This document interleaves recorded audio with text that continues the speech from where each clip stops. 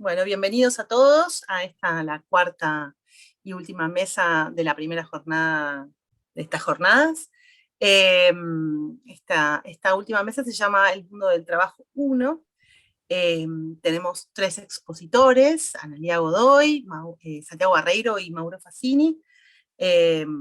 Vamos a comenzar con las exposiciones y como hicimos durante el día, esto lo aviso por si hay alguien que se está uniendo ahora, vamos a dejar las preguntas para el final, que las pueden hacer levantando la mano y diciéndolas o mandándolas por el chat y por el Facebook también, levantamos las preguntas del Facebook y las respondemos al final de la exposición de los tres expositores. Así que, bueno, invitamos primero a Analía Godoy. Analía es profesora de Historia de la UBA, becaria doctoral de CONICET. Este año defendió su tesis dedicada al análisis de las élites rurales en el norte de la península ibérica en la Edad Media, y en ella abordó las características de ese grupo y su relación dinámica con los poderes señoriales y con las comunidades. Analía. Hola, buenas tardes a todos y a todas. Quisiera compartir pantalla porque preparé una muy breve presentación. Creo que es acá. A ver, ustedes me dirán.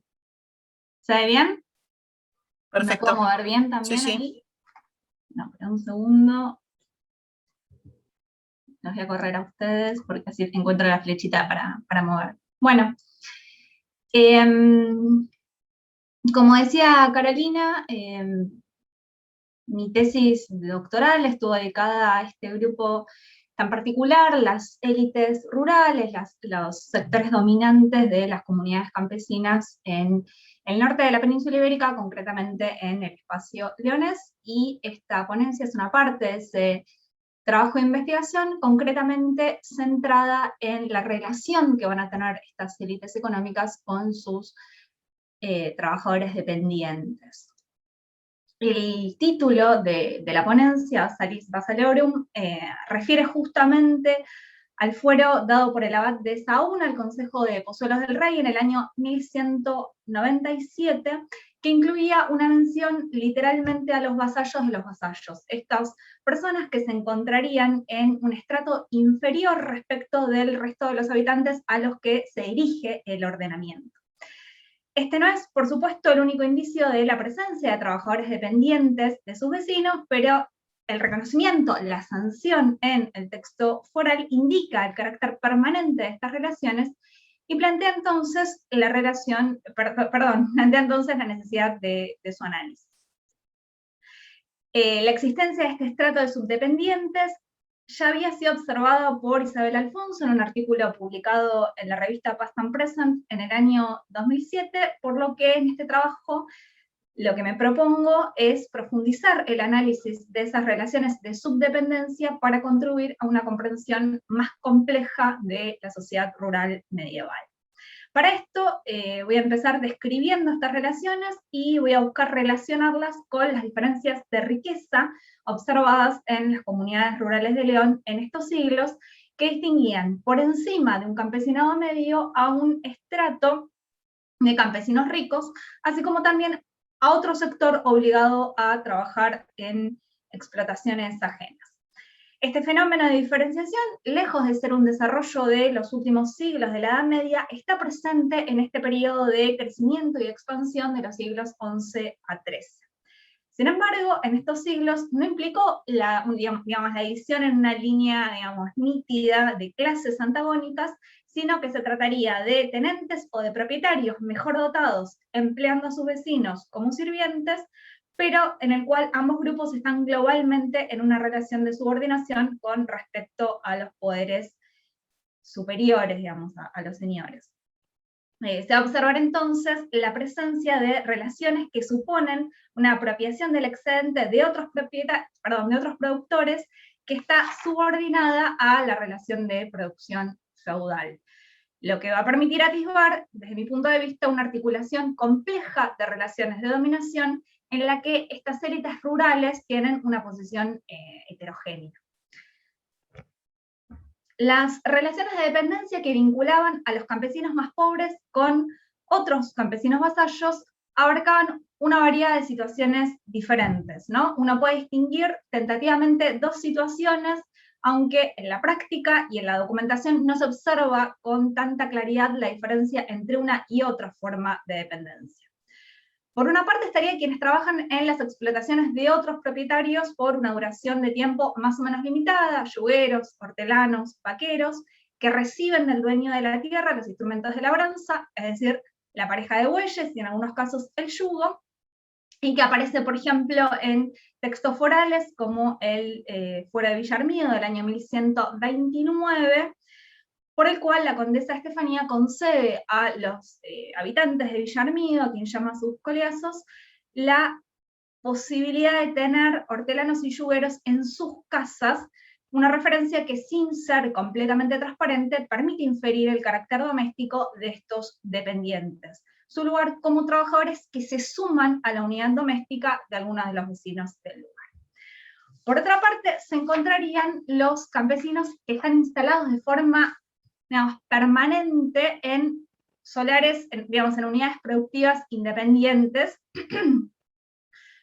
que, digamos, también los fueros dan cuenta de esa práctica, como, bueno, ahí tenemos el fuero de Rabanal de los Oteros del año 1169, que establecía que los habitantes de Rabanal tienen que pagar 2 sueldos, anualmente 2 sueldos por tener sus casas, pero que con esos 2 sueldos se justifican también las casas en las cuales tuvieran yugueros u otros hombres instalados.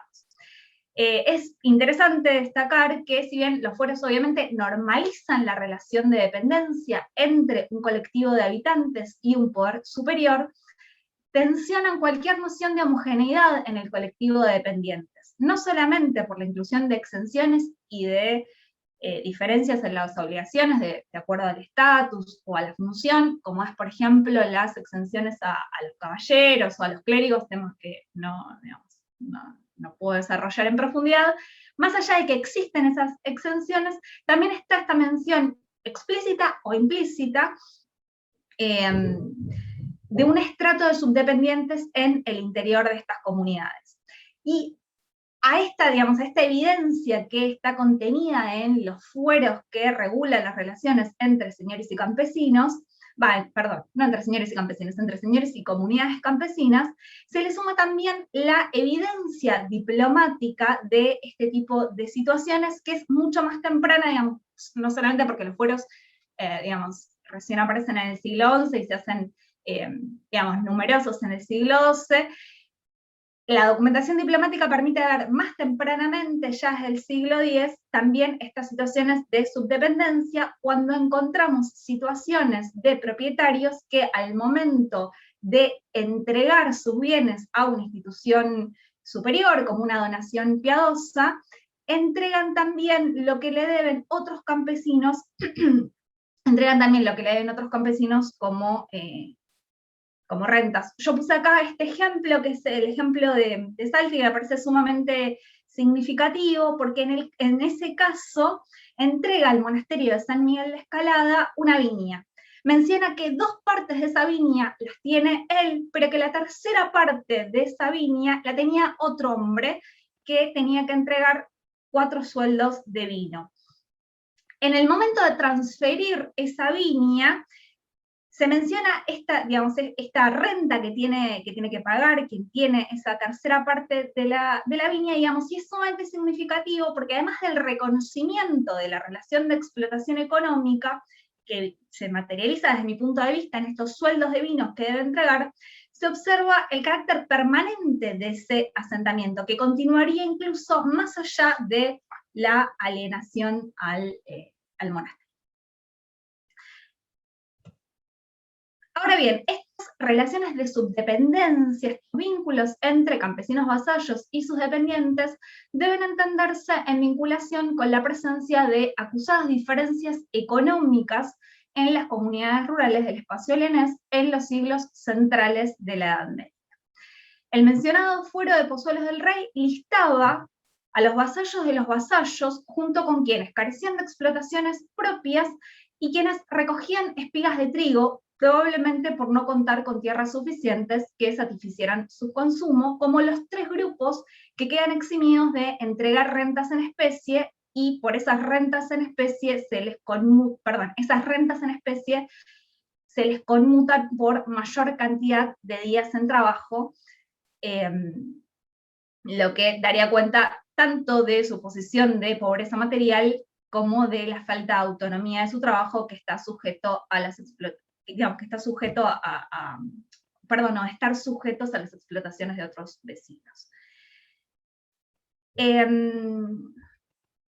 Ahora bien, por encima de estos campesinos, que son los que los documentos llaman a veces los pobres o los paupérrimos, por encima de este grupo de campesinos, se encontrarían otros productores que habrían llevado adelante procesos de acumulación diferencial de tierras, de espacios de producción agraria y también de medios técnicos, que son los que se constituyen como este grupo que yo mencionaba de una élite económica de las comunidades.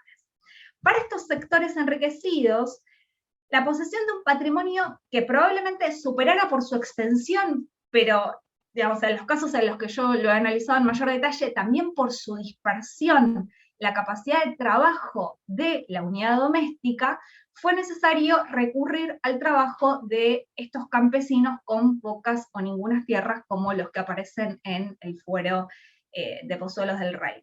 Yo quería mencionar brevemente dos casos en los que se puede, digamos,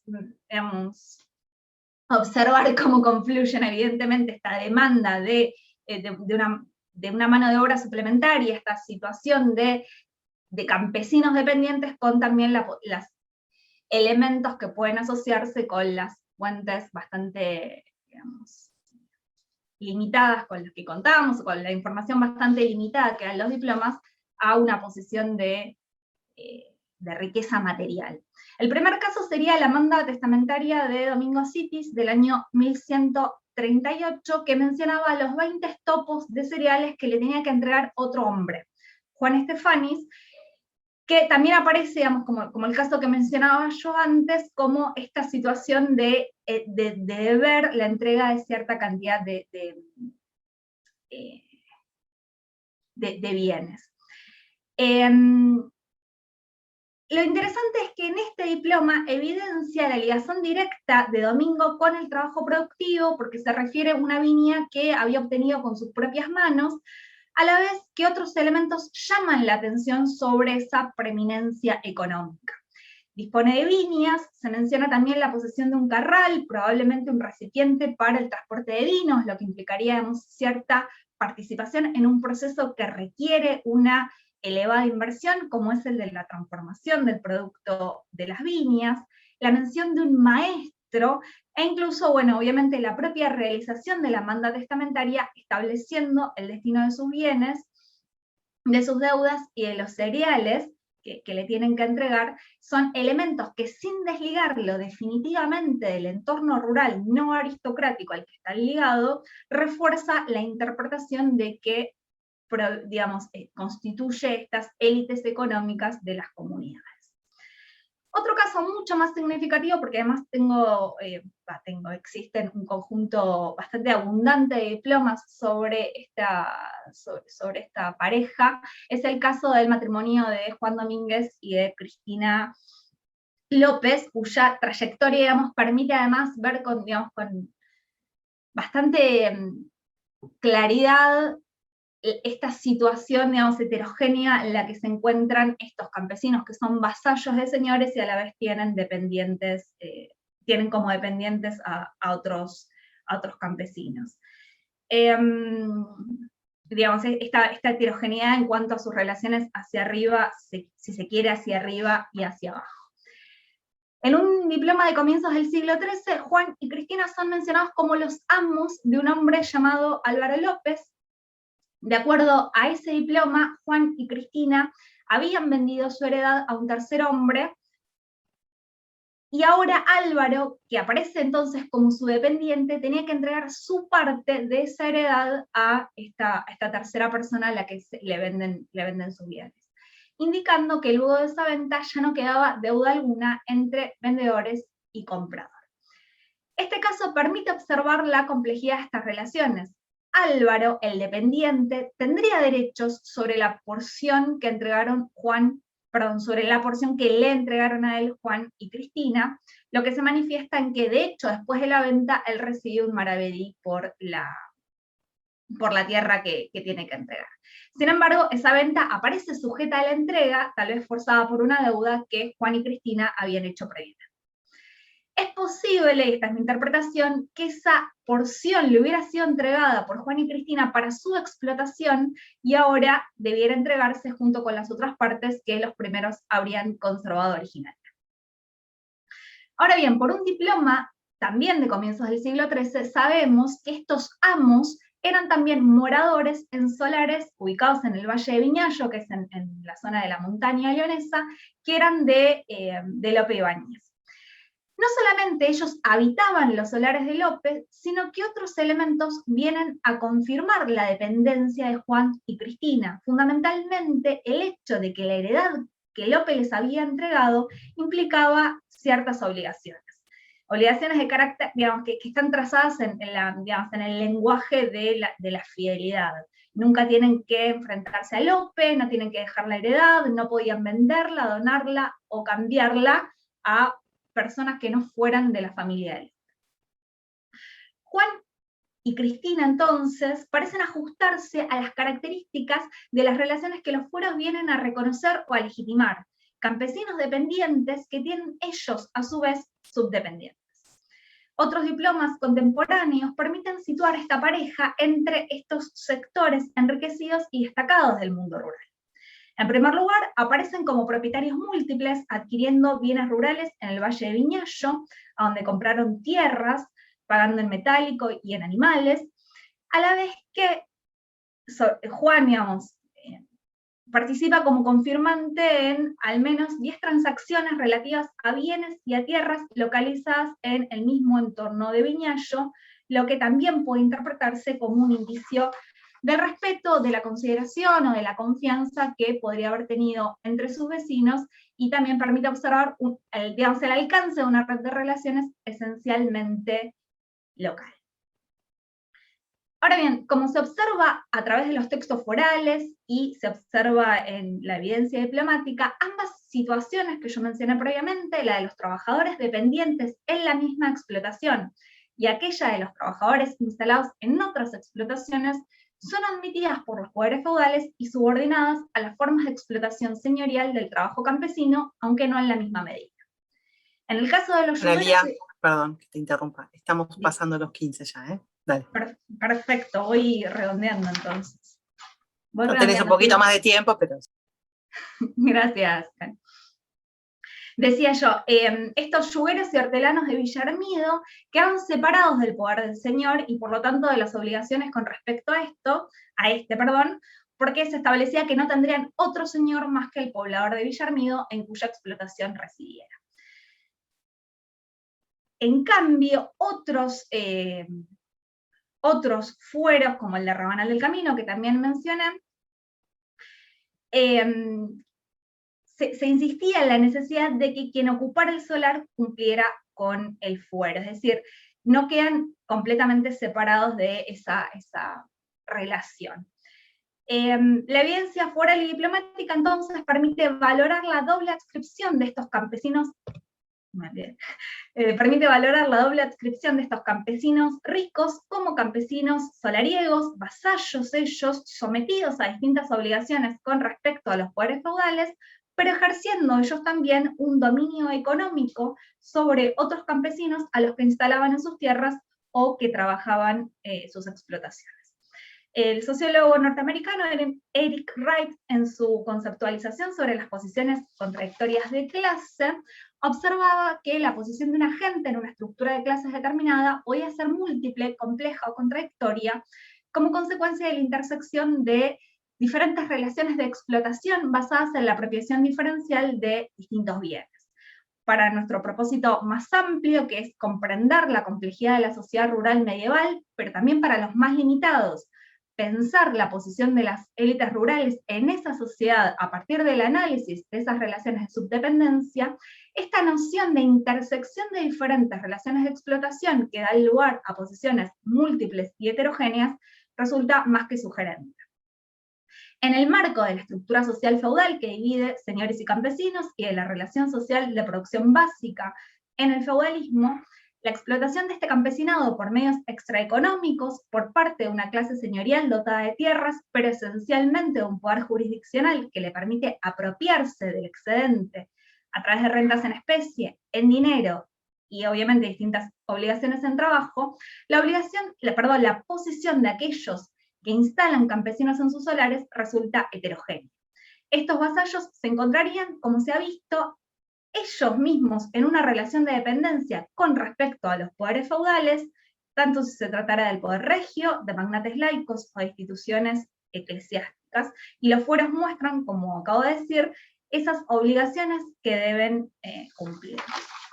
Para concluir, y no multiplicar tampoco la exposición, me parece que la articulación de estas relaciones de explotación, esto es, la presencia de relaciones de extracción del excedente basadas en este diferencial control de las tierras que efectivamente ejercen estas élites económicas de las comunidades, opera y existe debajo de esa relación de apropiación señorial, como dije, basada en el ejercicio de la jurisdicción, y permite observar esta posición social compleja y heterogénea que ocuparon esta fracción, si se quiere, dominante de la clase dominada.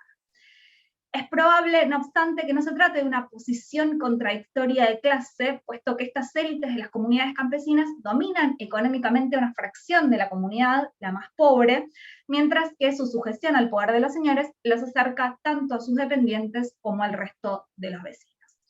Ahora bien, si la posición de estos sectores es heterogénea, esto deviene de la presencia de formas de dominación articuladas bajo la relación de dependencia señorial que los opone a los poderes feudales, pero que implica también líneas de demarcación y de potencial conflicto en el interior de las comunidades. Bueno, muchas gracias, Analía. Un aplauso virtual. Creo que fueron 20 minutos como muy precisos. 20 minutos, la tenías ensayada. Bueno, muchas gracias. Seguimos entonces con Santiago Barreiro. Hola, ¿me escuchan? Ahí está, te escucho, Santiago. No me van a ver, se pierden mis ojeras, pero bueno, no es nada. Esperen que comparto pantalla, que tengo un PowerPointcito. Dale, chico. Mientras te voy presentando, Santi. Santiago Barreiro es profesor y doctor en Historia por la Universidad de Buenos Aires y magíster en Estudios Medievales por la Universidad de Islandia. Se desempeña como investigador del área de investigaciones sobre historia antigua y medieval en el MISIJU CONICET en Argentina. Su área de trabajo abarca las sociedades del medioevo noreuropeo, enfocándose especialmente en las representaciones literarias de la estructura socioeconómica en Islandia durante el siglo XIII. Adelante. Gracias, Carolina, y gracias a todo el mundo por venir y participar. Voy a tratar de adecuarme al tiempo, así que probablemente recorte bastante. Una ponencia que quedó más larga y más apurada de lo que debía. Básicamente mi idea es trabajar sobre algunos aspectos de las nociones sobre el trabajo en el norte medieval. Esto es medio la continuación de un paper que di en Leeds la otra vez y uno que la otra vez di en UNCS, así que me voy a enfocar en otras cosas. Si alguno escuchó las anteriores no voy a repetir, sino, que es lo que creo que pasó con la mayoría, probablemente tengan grandes huecos, que bueno, es lo que hay, no me quería repetir con lo mismo. Voy a empezar, como estoy en un universo que por ahí no es el más habitual, haciendo lo que hago siempre, que es dando algunos datos básicos sobre Islandia. Me voy a enfocar en cosas que son importantes para este paper, que es, primero, Islandia es una tierra de colonización muy tardía, en el siglo IX, es la última gran masa de tierra del planeta que es habitada, si excluimos a las Islas Malvinas, y a la Antártida, obviamente. Una cuestión que es importantísima acá es una sociedad con un excedente agrario muy escaso, es muy pobre el suelo y el clima es horrendo, así que, como se imaginarán, no abunda la riqueza, y es una sociedad de haciendas aisladas, ¿sí? No tenemos núcleos urbanos ni siquiera al nivel de la aldea, ¿sí? Son granjas aisladas copiando el modelo que hay en Noruega, que es de donde emigra la mayoría de la población. Una cuestión que también es importante es que no hay una aristocracia propiamente dicha hasta la Edad Media Central, quizá 1150, otros dirán 1080, 1120, bueno, esto hay toda una discusión porque es un proceso lento, y en cualquier caso esa aristocracia siempre es muy pequeña, hasta finales de la Edad Media. Esto obviamente tiene una relación con que hay poco excedente, no hay mucho margen para sostener gente que no trabaja. La mayoría de la población efectivamente trabaja en tareas rurales. Y otra cuestión que es importante es que una vez desaparecida la esclavitud, thraldomur en islandés, no hay diferencias jurídicas entre los varones adultos, ¿sí? Estamos ante una sociedad donde legalmente todos tienen, por lo menos en los papeles, después a la hora de los bifes las cosas no son así, pero legalmente todas las personas son iguales mientras sean varones y adultos, ¿no? Obviamente. O sea, la igualdad en este sentido. Por otro lado, en las sagas de islandeses, que son las fuentes que yo más voy a comentar hoy, por más que voy a mencionar un par más, no existe, obviamente, ningún tipo de ideología, me voy a centrar en cuestiones ideológicas, de reciprocidad entre grupos del tipo tres órdenes, ¿sí? Nada de los que trabajan y a cambio otros los defienden y otros rezan por ellos, nada por el estilo Piers Plowman a Dalberón de Laon. No hay ese universo porque obviamente la aristocracia es muy débil y en buena medida, hasta un periodo tardío, la misma aristocracia sigue trabajando en el campo, ¿sí? Esto es un tema importante en mi paper, yo me voy a concentrar, de hecho, en esta élite rural, un poco parecido a lo que hablaba Analía, con la diferencia que esta élite rural en Islandia durante largo tiempo no tiene arriba unos señores propiamente dichos. Ellos son el top layer de la sociedad. Esto no quiere decir que este tipo de ideología no esté presente en otros géneros nórdicos, vernáculos. Por ejemplo, tenemos un poema que todos suponemos hoy que es de origen noruego, se llama Rikstula, en donde se enuncia el origen de las clases sociales, y ahí sí hay unos señores propiamente dichos, Jarlar sería en antiguo nórdico, y después tenemos, por ejemplo, en Noruega, un espejo de príncipes, de reyes, en este caso, Konungskjugsjá, que nos muestra una ideología de servicio al rey, como ideología sobre cómo funciona el cuerpo social, y ahí tenemos visiones más propiamente aristocráticas de por qué están arriba los que están arriba y por qué están abajo los que están abajo. Yo voy a echar mano de un concepto que elaboró un antropólogo norteamericano, David Graeber, que yo leo mucho, y es un concepto que dejó bastante inconcluso. Graeber murió joven, así que lamentablemente nunca avanzó demasiado con esto. Está en un libro que sacó con su director original, con Marshall Salins, que todos supongo conocen, se llama On Kings. La mejor definición que encontré dice, distingue trabajo emblemático, que es de lo que yo voy a hablar, con trabajo paradigmático. Dice, if paradigmatic labor is what you imagine to be the model for work in general, or a whole broad category of work, si el trabajo paradigmático, voy a decirlo en castellano, perdón, si el trabajo paradigmático es lo que se imaginan como modelo del trabajo en general o como una categoría amplia de trabajo, el trabajo emblemático es el trabajo que se ve como típico de un cierto grupo de gente, un tipo de trabajo que define qué tipo de gente se ven como siendo, por decirlo muy literalmente. Esto quiere decir, tenemos el trabajo paradigmático en el sentido de el trabajo que en una sociedad se ve como normal. Esto para el caso de la Islandia medieval es muy obvio, es el trabajo rural, el trabajo de granja, y trabajos emblemáticos, esos que definen a un grupo de una manera determinada y le dan una identidad, a ojos propios y a ojos de los demás. Yo me voy a enfocar en este tema. Él lo hizo a partir de su estudio doctoral. Él trabajó sobre una sociedad de las tierras altas en Madagascar. Como suele ocurrir, muchas cosas de este estilo sirven para Islandia, que tiene una sociedad también con una estructura social relativamente sencilla. Y él dice, hablando de esta sociedad de Madagascar, que es importante tener en cuenta que en términos de cómo vivían, casi todos estos grupos eran exactamente lo mismo, es decir, eran trabajadores rurales. Al margen de que había diferencias que en el fondo son bastante cosméticas, y ahora vamos a ver que en Islandia tenemos un poco cosas por el estilo, sobre qué tipos de trabajo se veían como más valiosos, en el fondo eran todos campesinos, dicho mal y pronto. Uno de los ejemplos que me voy a centrar, disculpen el apuro, pero si no, no voy a llegar, es sobre el tipo de sagas que yo más trabajo. Es un grupito de sagas que se componen en el siglo XIII en el suroeste de la isla, que se llaman sagas del fiordo de Borg. En vez de dar el ejemplo que doy siempre, que es sobre la saga de Egil o sobre la saga de Thorir, me voy a concentrar en otra saga que no suelo trabajar. Hay ejemplos en 3 de estas 5 sagas, ejemplos muy claros de trabajadores emblemáticos. Y ahora vamos a ver qué tipo de trabajo yo creo que es particularmente emblemático dentro de esta élite de trabajadores rurales, o sea, la élite islandesa que representan estas sagas. En las sagas del fiordo de Borg, por ejemplo, en Bjarnar Saga, se ve claramente un trabajo de gestión de granja, ¿sí? Como, que es de lo que voy a hablar, como el elemento central que distingue a esta élite de los demás trabajadores. ¿Por dónde pasa esta gestión de granja? Por 2 lugares claves. La primera es la mediación que tienen estos gestores de granja, que casi siempre, como vamos a ver en los ejemplos, me voy adelantando a lo que voy a decir, así que no va a tener mucha sorpresa esta ponencia, casi siempre son los propietarios y casi siempre son, además, gente de familias relativamente encumbradas. La gestión de granja gira alrededor de cosas. Ellos son los primeros trabajadores, es decir, es una especie de stajanovitas en algunos casos. Yo siempre doy el ejemplo que no voy a dar hoy de Skallagrímr en la saga de Egil. Skallagrímr es una especie de superhéroe del trabajo, el tipo hace todo mejor que los demás, más rápido y demás, y obviamente con esto puede adoctrinar a sus propios peones, diciéndoles, mirá, se hace así y él lo hace siempre mejor.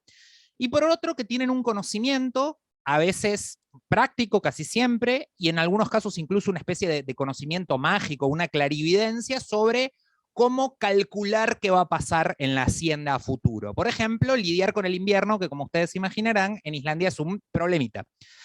En la saga de Björn hay una escena muy interesante, de hecho muy poco común, en donde hay un conflicto entre los peones rurales y el héroe de la saga. Björn está viviendo en la casa de otro tipo, que se llama Thordur, que es de hecho el administrador de esa granja, y Björn hace cosas espantosas, le da de comer a su perro la comida de los peones se cabrean y lo quieren prender fuego, y Thordur intenta mediar. Entonces, en la saga de Thordur, acá hay una especie de acción sindical de parte de los sirvientes. Esta es una saga en donde todavía se representa trabajo esclavo, por más que sea anacrónico, la saga es del 13, pero está ambientada en el año 1000 más o menos.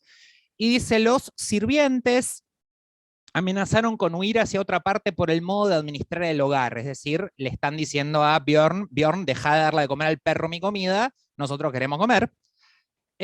Thordur intenta hacer una maniobra, la maniobra le sale muy mal a Thordur porque él también se queda sin comer y el tipo agarra y dice, bueno, no, esto vuelve para atrás, lo pone en su lugar a Björn, que es lo que tenía que haber hecho en un principio, y ahí ¿qué ocurre? La administración de la casa vuelve a como era, así se hizo. Entonces, la servidumbre estuvo complacida, pero Björn de este alivio no era consciente. Hay una cosa muy extraña en esta saga, que es que Björn es un salame, en respecto a las relaciones sociales, mientras que su enemigo, que es Thordur, es mucho más consciente. La saga siempre lo presenta a Björn como una persona un tanto idiota, en cambio Thordur con esto logra que la situación no pase a mayores, por más que Björn pasa de largo. ¿Qué pasa? Cuando termina la escena, hay un triángulo amoroso, esta saga tiene de todo. Thordur va a hablar con su esposa, que es también a la que le tiene ganas Björn, y dice un poema espontáneo, es una cosa que pasa mucho en las sagas, esto, se llaman lausavísur, poemas sueltos, y ahí dice, favorable al ánimo, mujer, lo que llaman, las metáforas que llaman Kenningar las explico con el paréntesis directamente, de los 16 sirvientes, ¿sí? Piensen que es un tipo que tiene una fuerza de trabajo dependiente bastante amplia, todos los hombres bien vivían en nuestra casa, más el que reparte el oro, y acá hace una cosa muy llamativa, lo trata Björn de un aristócrata, y esto es un tema importante en la saga. Björn vivía en la corte del rey de Noruego y es un agrandado, ¿sí? El tipo vuelve subido al pony y a la vida cortesana y no se adapta a ser un trabajador más en la granja, que es lo que efectivamente es. La discordia, más el aristócrata, vamos a decir así, la discordia avivó por un tiempo en las cabañas de nuestra gente. Es decir, Thordur lo que está diciendo en este poema, dicho en breve, es, por suerte le cortamos el chorro a Björn porque Björn se cree más de lo que es. Acá lo interesante es que Thordur, por más que es el enemigo de la saga, es el antagonista, en esta escena se muestra como una persona más razonable. Este es un tema muy recurrente en una saga, que es una saga muy complicada de analizar ideológicamente, pero acá lo que me interesa son dos cosas. Primero, Thordur sabe cómo llevar adelante su granja, sabe que él no se puede pelear con sus peones, ¿sí? Con sus sirvientes en este caso, y por otro lado, que Björn no lo sepa hacer es una causa de frustración para casi todo el mundo, menos para él. ¿Con qué tiene que ver esto? Tenemos una escena muy parecida en otras dos sagas, por razones de tiempo no las voy a explicar, que son de este mismo grupo, en la saga de Egil y en la saga de Thorir. Hay escenas semejantes donde alguien tiene que dar muestra de capacidad de gestionar la granja, en buena medida sabiendo también manejar a sus trabajadores, y que si eso le sale mal, le sale espantosamente mal. Esto es un tema importante en estas sagas. Yo me voy a enfocar en este ratito que me queda en ejemplos de el vocabulario que usan para referirse a este grupo, yo hace unos días terminé de identificar si hay una palabra específica para hablar de esto, y hay dos, de hecho, que están muy relacionadas, y a estos grupos se los llama Umsislumán y Busisluman. ¿Sí? Las dos palabras derivan de un primer, en realidad son términos de tres partes estos. El último término obviamente es hombres, ¿sí? Men. El anterior es sisla, que quiere decir ocuparse, ponerse a cargo, es lo mismo que da comarca en inglés, shire, sheriff viene de ahí también. El sentido es los hombres que se ocupan. El sentido original, y esto es muy llamativo, es trabajadores. Pero luego se les añade una parte adelante, de hecho sigue existiendo sislumen, aunque después cambia de sentido en la Edad Media tardía y quiere decir administradores territoriales, ¿sí? Que es el sentido que sigue conservando en islandés moderno. Pero en las sagas se les pone dos partículas adelante, la primera es una preposición, así que quiere decir los que se ocupan un poco de todo, sería la traducción de sislumen, y la segunda, que es más directa, es los hombres que se ocupan de la hacienda, ¿sí? Yo por eso uso administrador de hacienda como traducción, porque es literal la traducción de busislumen. Y yo lo que hice fue buscar en el corpus textual muchos ejemplos de esto, ¿sí? El primero que encontré es el de Snegill Saga, se refiere al abuelo del protagonista, y dice, él se convirtió en un gran administrador de hacienda, es un tipo que se llama Ulfr. Él era un hombre hábil con la madera y el hierro y se convirtió en el mejor artesano. En una saga de reyes, un rey le habla a también una persona, así un granjero próspero, y le dice, tú eres un gran administrador de hacienda y bien hábil. Acá se ven en estos dos ejemplos una cosa que aparece regularmente. Estas personas se enfatiza su capacidad de trabajar prácticamente. Se enfatiza que son, por ejemplo, en este caso, buenos artesanos, herreros, carpinteros y demás, ¿sí? Hagr, esta palabra que dice acá en el segundo ejemplo, quiere decir hábil con cosas que generan plata. Hagr es dinero, ¿sí? Recursos. No está diciendo que son grandes poetas, grandes jueces, no, está diciendo son gente útil. Hay un ejemplo muy claro de esto. ¿Cómo estoy de tiempo? 1 minuto para los 15. Joya. Hay un ejemplo muy claro de esto y que creo que es el que más voy a usar. Es una figura de un rey menor que aparece en una saga de reyes, otro género, que se llama Sigurd Chancha, Sigurd Puerca sería la traducción. Es un rey menor que está interesado en las tareas rurales. Y dice, esto se dice el carácter del rey Sigurd, que era un gran administrador de su hacienda y del aprovisionamiento de su ganado y su granja, y decidía él mismo sobre las tareas rurales. Él no era un hombre ostentoso y era bastante taciturno. Él era el hombre más sabio de los que estaban en Noruega y el más rico en bienes muebles. Él era pacífico pero ambicioso. Acá hay una cosa muy interesante. La saga está presentando un rey que le llama la atención porque no se comporta como se espera que se comporte un rey, ¿sí? Las sagas constantemente nos muestran reyes que son o piadosos o guerreros, pero sin embargo no lo critica, ¿sí? El apodo es probablemente porque una persona interesada en la granja, entonces por eso le decían Sigurd Chancha, ¿sí? Se la pasaba todo el día ahí revolcándose en el barro, pero esto no es peyorativo en la saga, es una cosa muy sorprendente para el que venga de otros ambientes. Acá no, acá es Sigurd, bueno, sí, era un rey así, que por eso le iba bien, y de hecho es una figura elogiosa Sigurd en estas sagas. Hay varios ejemplos más que no voy a dar, bastante parecidos en un montón de sagas, y todas repiten lo mismo, y repiten otra cosa que va a aparecer sobre el conocimiento, que es que además tienen un conocimiento específico sobre cuestiones de prevenir lo que viene, el cambio estacional. No voy a dar los ejemplos porque no llego, voy a cerrar con el contraejemplo grande que encontré y que es muy llamativo, que es una mujer que se llama Fridgerd, es hija de un tal Isolfer, que está en una saga de otra parte de la isla, del norte de la isla, y es muy llamativo porque a Fridgerd se la describe en términos masculinos. Es el único ejemplo de una gran administradora de hacienda, pero el vocabulario jamás cambia de género, y esto es extremadamente inusual en nórdico, en donde yo esperaría haber encontrado no Verkmother, hombre trabajador, sino Verkkona, mujer adulta trabajadora. O Umsislumaudur, yo hubiera esperado Umsislokona, y no. Esto es un ejemplo que me llama mucho la atención. Acá es interesante la semántica de los términos. No solo se la presenta como un hombre, sino cuando se la describe, el autor de la saga hace una cosa muy llamativa, que es utilizar adjetivos que son ambiguos. Significan una cosa muy distinta si es un hombre o una mujer. Yo creo que esto es a propósito, es una saga que está muy bien escrita literariamente. Hace poco un chico amigo sacó su tesis doctoral sobre la saga y la verdad que convence el argumento que es una saga muy, muy razonada y con mucho subtexto.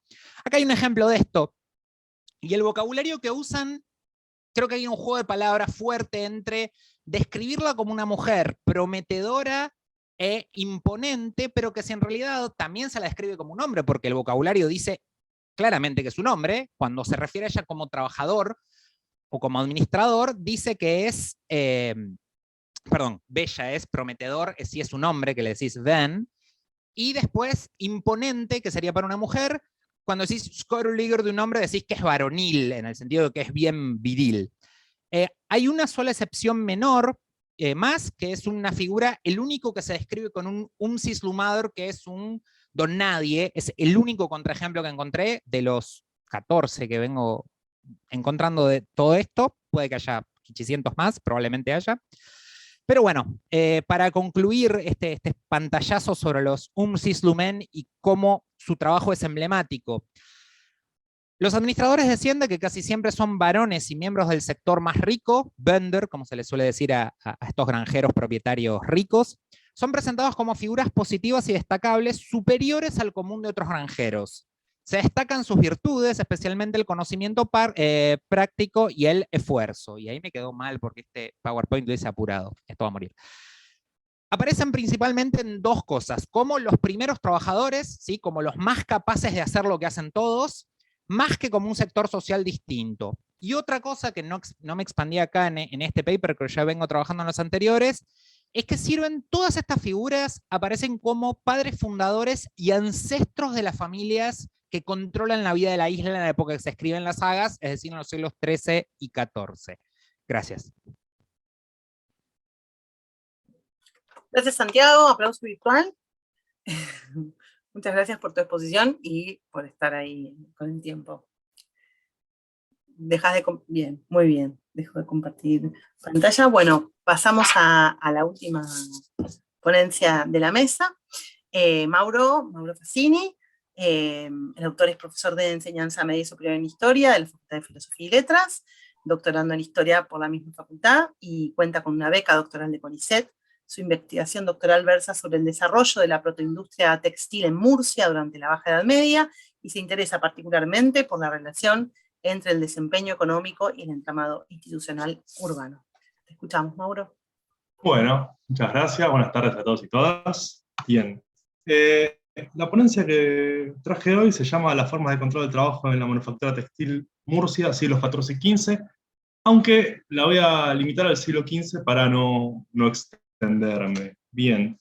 Y se inscribe en mi investigación doctoral, que versa sobre el desarrollo de la protoindustria textil en Murcia. Así que nos alejamos en el tiempo de las otras dos exposiciones, hacia finales de la Edad Media, y a la vez pasamos del mundo rural al mundo urbano, ¿sí? Al mundo de las manufacturas urbanas. Bien.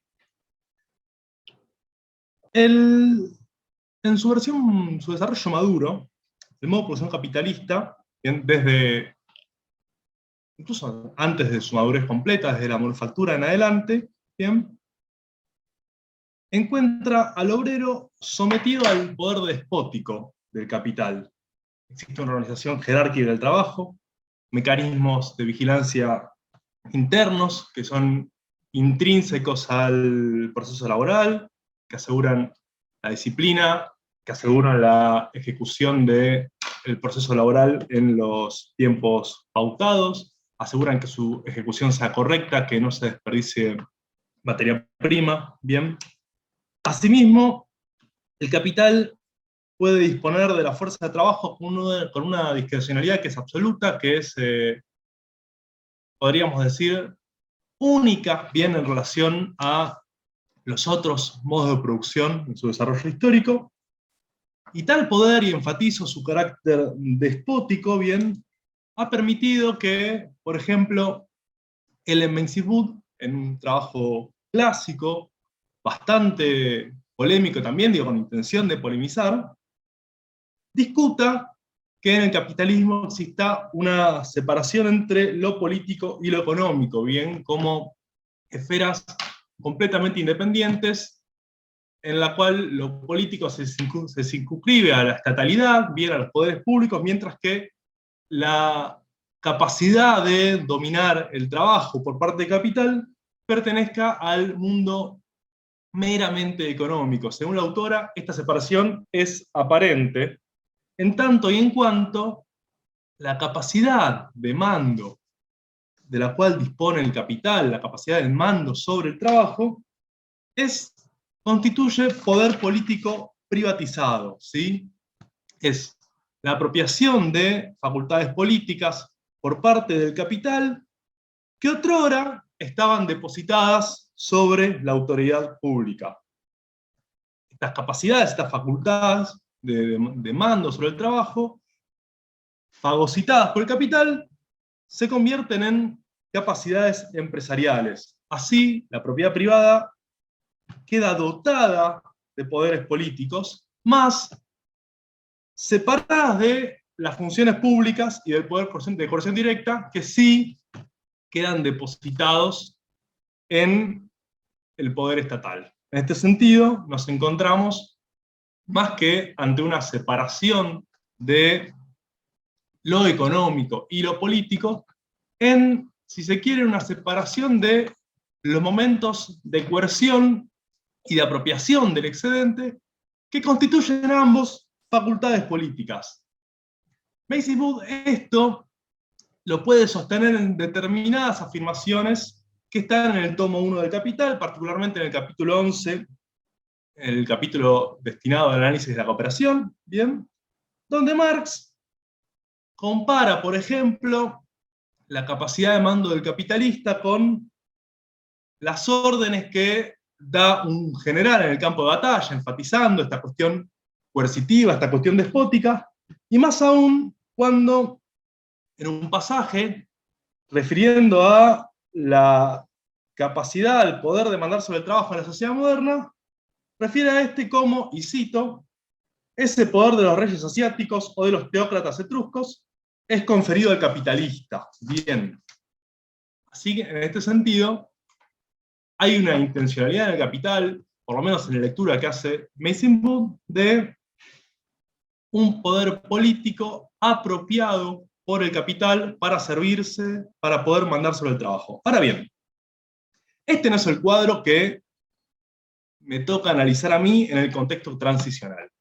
Particularmente, yo analizo el desarrollo de la industria textil, la protoindustria textil, en la ciudad de Murcia, en la Baja Edad Media. Ahora bien, esta se rige bajo los parámetros del así denominado Verlag System, bien, donde un empresario textil, el Verleger, señores del paño, se los conoce así en el ámbito castellano, disponen de las materias primas que entregan a elaborar a distintos artesanos en el marco de una industria descentralizada a cambio de un salario.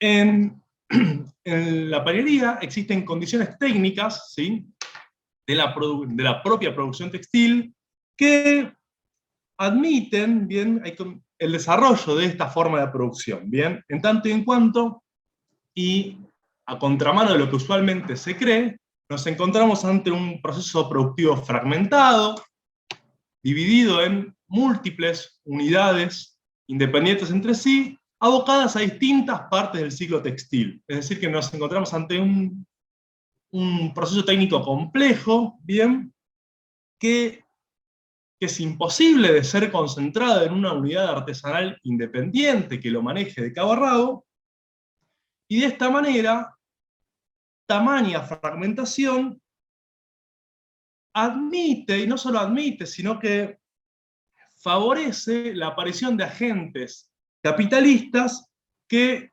cohesionen este proceso productivo. En este sentido, la función directiva del empresariado textil, del Verleger, aparece como una mediación básica, bien, sin la cual la cooperación entre las unidades que componen el ciclo textil sería imposible. Ahora bien, nos estamos hablando de, yo no voy a abundar en la cuestión técnica, pero para elaborar un tejido de lana, un paño, que son piezas grandes, enormes de tela, de más de 30 metros de largo, más de 2 metros de ancho, bien, hace falta al menos una docena de operaciones independientes entre sí, entre 4 o 5 operaciones preliminares que trabajan la lana, la preparan para poder ser hilada, el hilado propiamente dicho, el tejido, y después una serie de operaciones finales que apuntan a lograr un mejor acabado del paño. Entonces, para dotarlo, o sea, que dotan al tejido de suavidad, bien, de brillo, la tintura que lo dota de color, etc. Bien. Ahora, a pesar de que la materialidad de las condiciones técnicas del trabajo favorece la emergencia de estos agentes capitalistas, esto no basta para consolidar el poder de mando del capital sobre el trabajo. Por el contrario, vamos a ver que este poder de mando necesita ser construido. Y esta construcción se sostiene sobre mecanismos institucionales que desnudan el carácter político del mando sobre el trabajo, de la capacidad de mandar sobre el trabajo, que acá saltan a la vista, ¿bien? Que expresa ese carácter político que en el capitalismo maduro queda velado, bien, tras la apariencia de la separación entre lo político y lo económico. Bien, para bajar esto a tierra, lo que vamos a ver en el caso murciano es que se desarrolla una élite empresarial al interior de una de las tantas corporaciones que intervienen en el desarrollo textil, uno de los tantos gremios. Este es el gremio de los pelaires, gremio encargado de una serie de operaciones vinculadas a la finalización del paño, al acabado, las tareas de acabado. Esto no quiere decir que la totalidad de esta corporación esté constituida por señores del paño, por empresarios textiles, sino que solamente su élite dirigente va a desarrollarse en este sentido. Ahora bien, lo que vamos a ver es que la élite de esta corporación va a pugnar por extender la jurisdicción gremial en pos de conseguir un objetivo doble. Por un lado, supervisar el trabajo de los otros colectivos textiles que intervienen en la producción gremial, perdón, la producción textil, particularmente aquellos que también cuentan con gremios, que se van a defender, que van a rechazar tal intromisión, y a la vez este colectivo va a tratar de regular ese proceso productivo en pos de imponer nuevas pautas productivas para adecuar el desarrollo de la pañería a sus necesidades de acumulación. Ahora bien, para ello también la élite de este gremio va a tener que recurrir y va a contar y va a depender de la mediación de la institución de gobierno urbano, del consejo de la ciudad, que va a ser quien permita o no la extensión de la jurisdicción original del gremio que nos ocupa. Ahora bien, esto se va a observar en un tipo de documento particular, que son las actas capitulares del Consejo, ¿bien?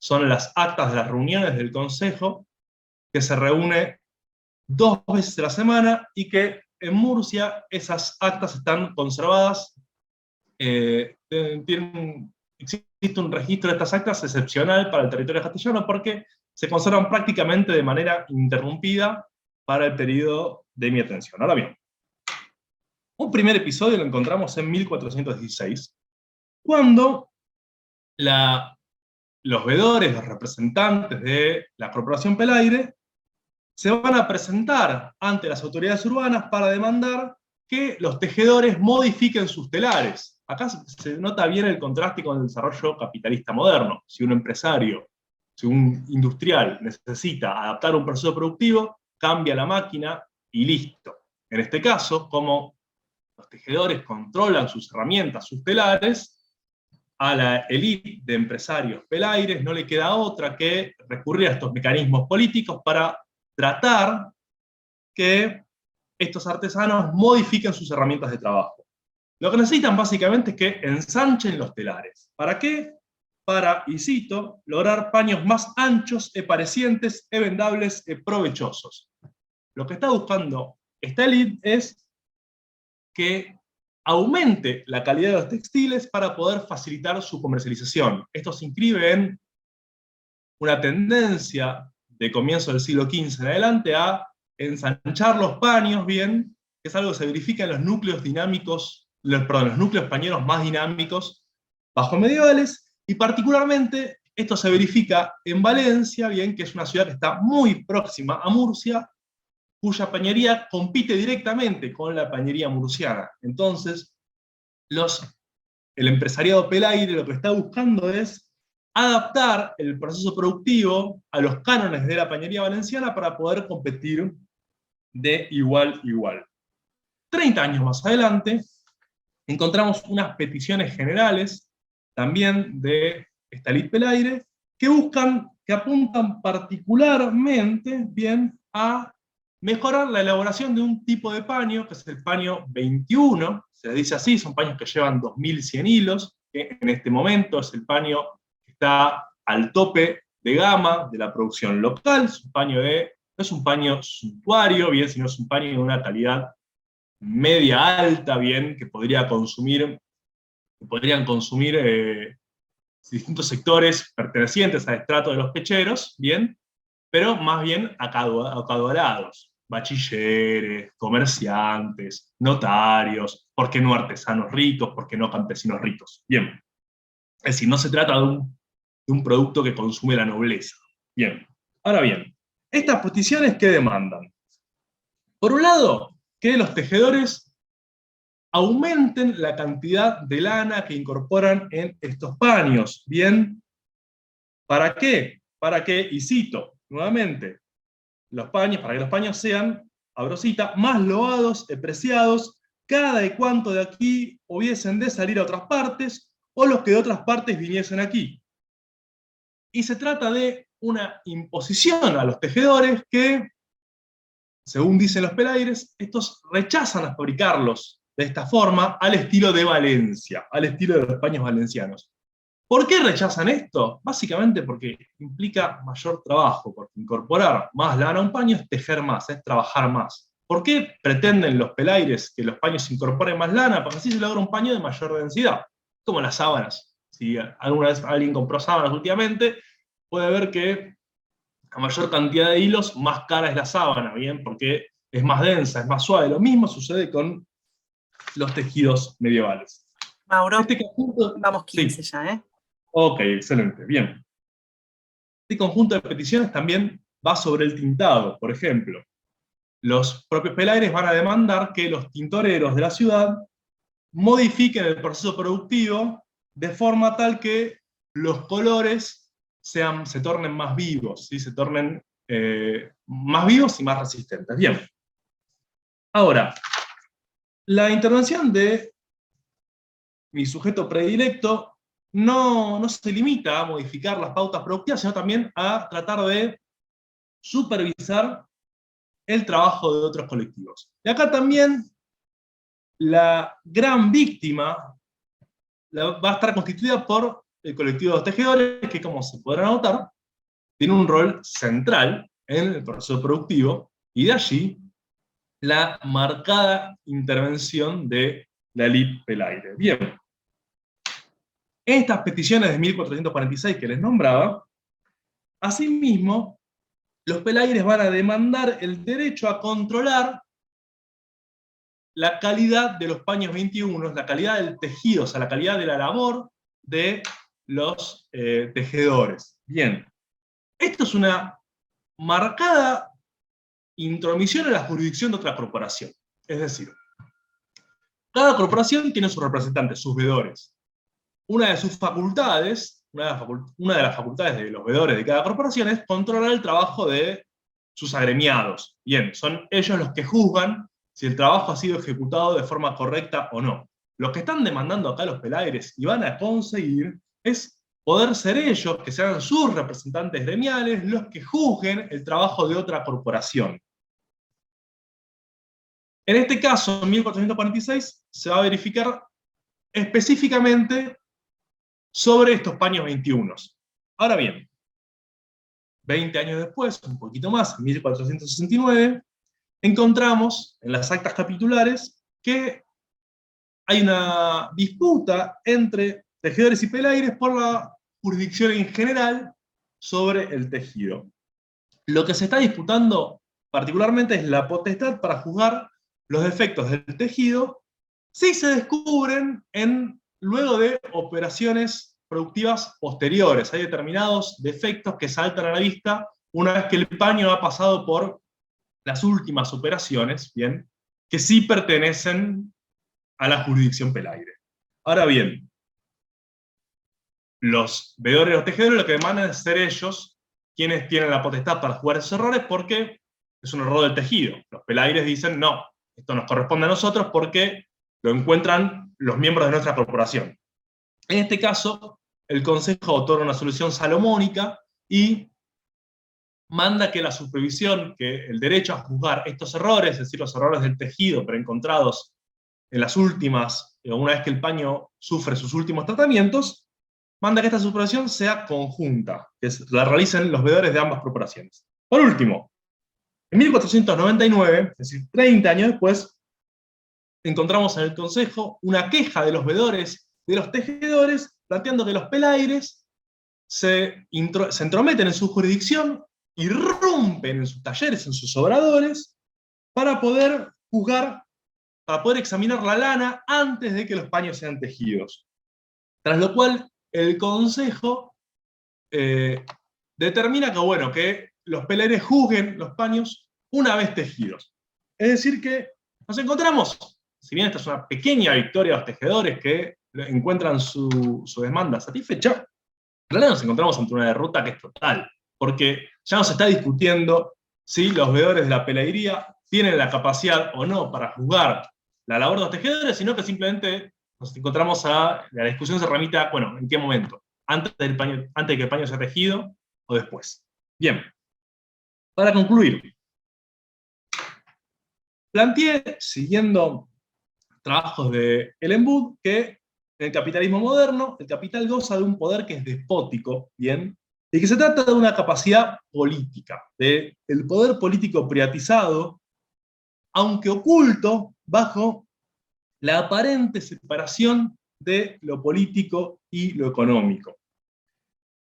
En cambio, en un contexto transicional, en el contexto transicional que analizo yo, ese carácter político se desnuda ante nuestra vista, en tanto el capital, en este caso personificado, bien, en la élite de empresarios pelaires, necesita de la fuerza institucional para lograr construir su capacidad de mando sobre el trabajo. Muchas gracias.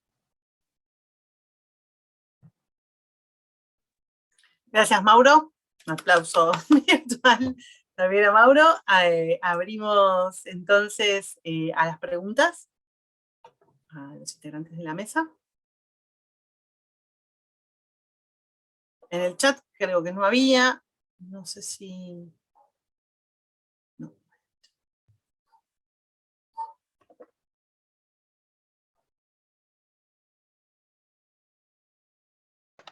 Bueno, puedo romper el hielo yo si quieren. Yo tengo Por supuesto, rompa. Yo tengo un par de preguntas para Ana, ¿bien? Cuando analizás, me interesa particularmente la figura del subdependiente instalado, ¿sí? O sea, aquel que es dotado de tierra. Bien. Entonces, primero lo que te quería preguntar, ¿estos subdependientes se encuentran completamente desposeídos? Es decir, son dotados de tierras y además de instrumentos de arado, de bueyes para la labranza, de simiente para comenzar la producción, o solamente de tierra, y a la vez, ¿qué tipo de incidencia tienen las élites sobre el trabajo de estos dependientes? Es decir, si pueden determinar qué van a producir, cómo, o si bien se trata de un campesino clásico autónomo que solamente arrinda tierra y después tiene la potestad absoluta de decidir qué hace y cómo. Eso por un lado. Y por el otro,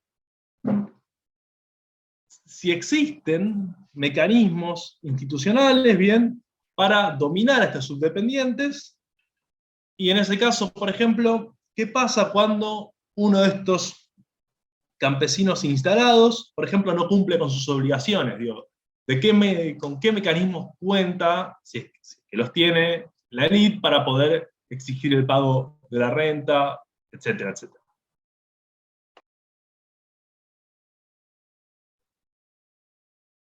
Ana. Estaba sonriendo porque me causa un poco de gracia tu optimismo con respecto de lo que dicen los documentos. Los documentos con los que yo trabajo son diplomas en los cuales en general esta persona dona sus bienes a un monasterio o lo que sea, y digamos, menciona que en tal solar tiene instalada a tal persona, y no mucho más que eso. Con lo cual, me las anoté y las perdí. Con lo cual, en verdad no te sabría decir de qué más los dotan que de tierras. Yo entiendo, obviamente, a los yugueros, porque además el sentido común lo dice, es que los dotan con los animales y probablemente el yugo de bueyes. Para estos otros campesinos que están instalados y también se los llama yugueros, ya la situación me resulta mucho más difusa, digamos. No te sabría decir. Lo que es interesante de todas formas, Mauro, acá viene con la segunda pregunta, esto de qué tipo de, qué tipo de incidencia tiene. Es bastante significativo como el predominio que yo veo en esto de personas a las que se les otorgan viñas y después tienen que entregar a cierta cantidad de vino como resultado, digamos, como renta. Me parece que hay como algo ahí para explorar, tampoco te lo podría decir con absoluta seguridad, pero parecería, digamos, como este tipo de explotación específica. Y la última pregunta, no, mucho menos qué mecanismos institucionales. Además, yo lo que decía, o sea, aparecen en los fueros también como medio mencionados tangencialmente esa relación, porque los coloca bajo al colocarlos bajo el dominio de quienes, de sus señores, digamos, como se dice, o sus yugueros, también un poco los aliena, ¿no?, de ese lugar de la comunidad. Así que, no, con la información muy magra que tengo, estoy como tratando de definir estas situaciones. Ya te digo, me parece que la forma de control, más que, igual obviamente es una forma de control del trabajo, ¿no? Seguro. Pero me parece que más que el control como cotidiano sobre el trabajo, hay una forma de... Ya te estoy leyendo tu pregunta, Santiago. Hay más una forma de control en función de lo que se pide, ¿no? En ese sentido también como que es un elemento propio también de la relación señorial. Yo te diría, Santiago, más bien, esto es como bastante... la pregunta de Santiago dice, ¿no pueden ser al revés los yugueros, que sea gente que tiene el yugo y los animales de tiro y los arrienda en el mundo nórdico? Si yo veo ese término, me es al revés, pero ni en el caso español. No, en general en el caso español, no, pero además los animales de tiro tienden a ser más caros a veces que la tierra, digamos. Como que la posesión del medio técnico es un elemento, digamos, que incluso diferencia el campesino medio del campesino pobre. El que no tiene, justamente el campesino pobre un poco se define por la disposición de esos medios técnicos.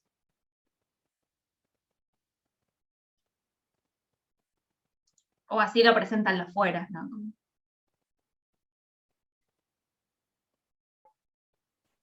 Bueno, Santiago aclara que eso tiene sentido, en Islandia es normal tener ganado, el problema son las pasturas, ¿no? Son las pasturas por este clima tan agradable que nos describió Santiago.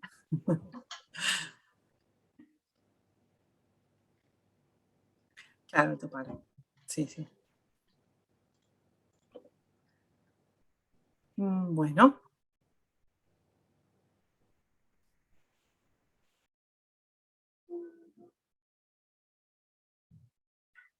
Bueno, no sé si, creo que en Facebook no hay ninguna pregunta, ¿no es cierto? No. Bueno, ¿alguna pregunta más? Última llamada. Bueno, les agradecemos un montón y bueno, cerramos esta mesa y le damos la palabra al director del instituto. Bueno, muchas gracias. Mauro, Santiago. Bueno, cerramos el día de hoy. Mañana estamos comenzando a las 9 de la mañana. Se inicia la primera mesa, más o menos la programación está organizada como en el día de hoy, con 2 mesas a la mañana y 2 mesas por la tarde. Quienes están en la respectiva mesa ya saben que tienen que conectarse unos 10 minutos antes para coordinar y demás. Así que, bueno, muchísimas gracias a todos y todas por la jornada de hoy.